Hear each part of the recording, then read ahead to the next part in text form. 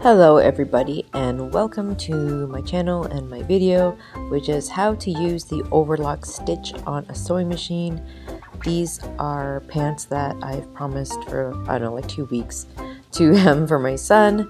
So I had some extra time and here we go. I'm putting a line in where to cut, and before I do this, before I cut, because you gotta measure like a million times before you cut, I did baste, which basting means hand sewing the where I'm going to be sewing or how long the pants are. So I'm just marking down the extra fabric that I need to cut. So yeah, and I just got these new scissors, by the way. They're dressmaking and tailor scissors. Like, holy cow, are these sharp. So be very careful with that.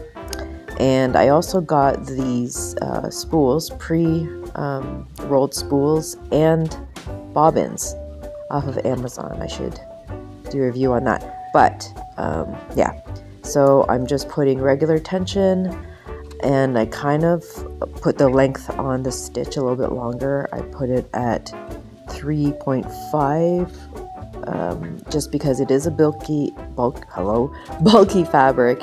It is black corduroy fabric, so I had to make sure to compensate for that.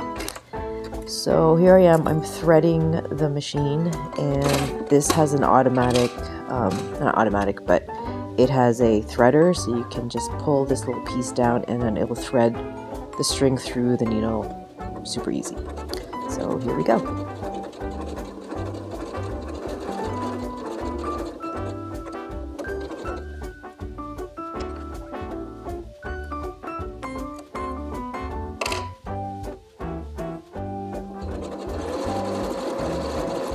Okay, so what is an overlock stitch? Now you'll find these on sergers and usually like on elastic clothing. You'll see how it's got a stitch and kind of V's along it.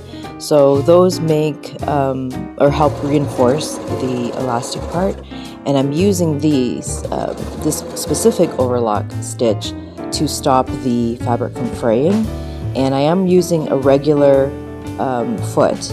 And there is an overlock foot that will help it a little bit, cleaner.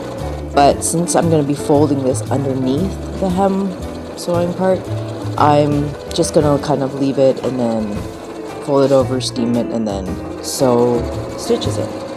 So this is one way that you can do it. I don't suggest doing this if you're going to be doing like seams on the inside of clothes or like finishing seams.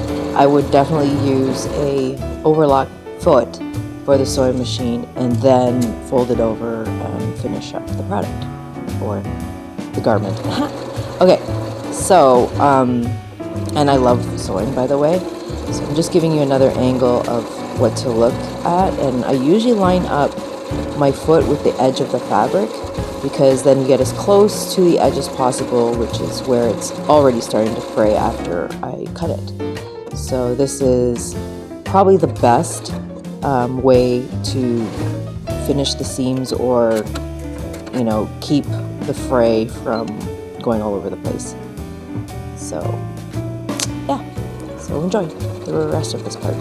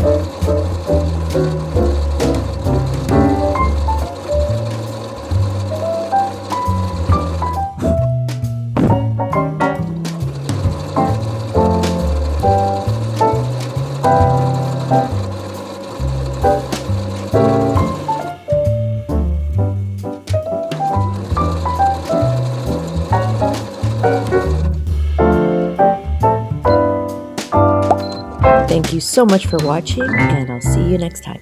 Bye!